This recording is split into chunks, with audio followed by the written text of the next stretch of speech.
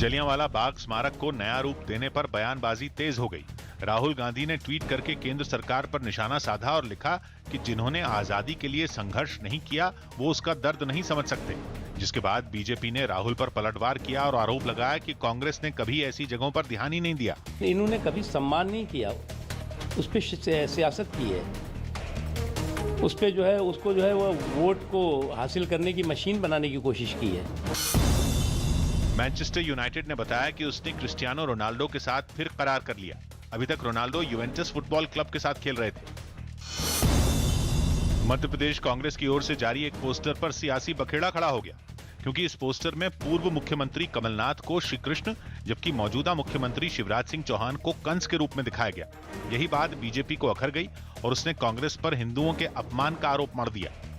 जिनके हाथ सिख दंगों से सने हुए हैं उनको भगवान के रूप में प्रदर्शित करके निश्चित रूप से भगवान का और हिंदू धर्म का मजाक उड़ाया है कांग्रेस ने। बीजेपी के इस आरोप का जवाब देने में कांग्रेस ने भी देर नहीं लगाई। उनके कपत्तों पर चलकर मध्य प्रदेश की जनता को न्याय दिलाने का काम करेंगे और मामा कंस का पर्दाफाश करेंगे।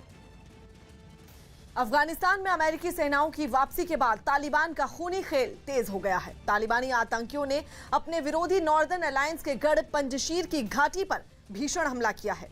एनआरएफ के लड़ाकों के साथ हुई इस झड़प में कई तालिबान लड़ाके मारे गए। अमेरिका के जाते ही अफगानिस्तान में तालिबान का खूनी खेल तेज हो गया है। तालिबानी आतंकियों ने अपने सबसे कट्टर विरोधी नॉर्दर्न अलायंस के गढ़ पंजशीर की घाटी पर हमला किया।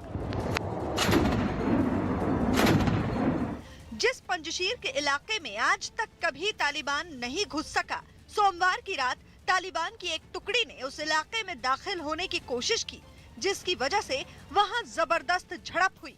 खबर है कि ताजिक नेता अहमद मसूद ने पंजशीर घाटी में तालिबान के खिलाफ विद्रोह का बिगुल बजाया। इस बात की पुष्टि खुद नेशनल रेजिस्टेंस फ्रंट यानी एनआरएफ के प्रवक्ता फहीम दश्ती ने की है। Last night there was an attack by Taliban at the entrance of the Panjshir Valley. They may have tried to test their luck to enter in Panjshir, but they were unlucky. They have lost 7 or 8 and same number wounded. Unfortunately, a couple of resistance personnel also were wounded. That's the latest news. Panjshir के परवान प्रांत के इलाके में छिटपुट जंग जारी है। ये हमला जाबुल सिराज इलाके में हुआ था। हालांकि तालिबान ने अभी तक इस हमले के बारे में चुप्पी साध रखी है। तालिबान ने पंजशीर पर धावा बोला। एनआरएफ और तालिबान में खूनी संघर्ष। एनआरएफ ने तालिबान को दिया मुंहतोड़ जवाब। तालिबान के 7-8 लड़ाके मार गिराए। पंजशीर पर कब्जे की कोशिश नाकाम।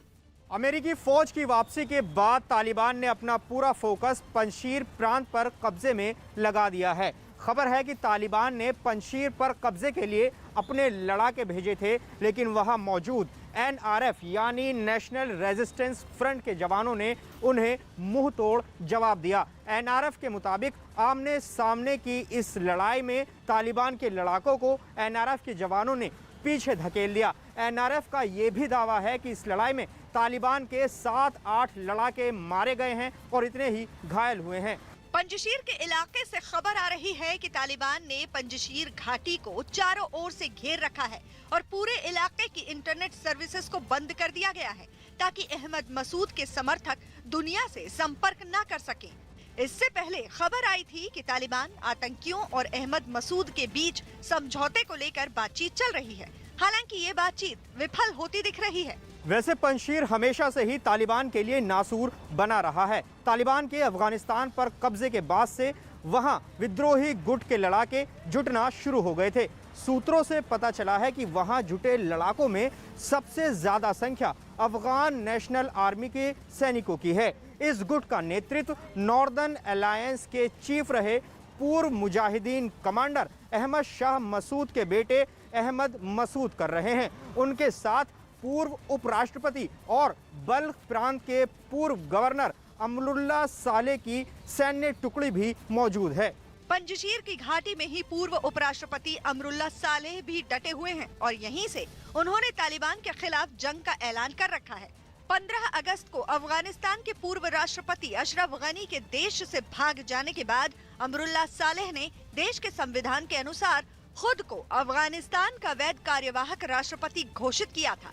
सालेह के दावे को अभी तक किसी भी देश या अंतर्राष्ट्रीय निकाय जैसे संयुक्त राष्ट्र ने मान्यता नहीं दी है।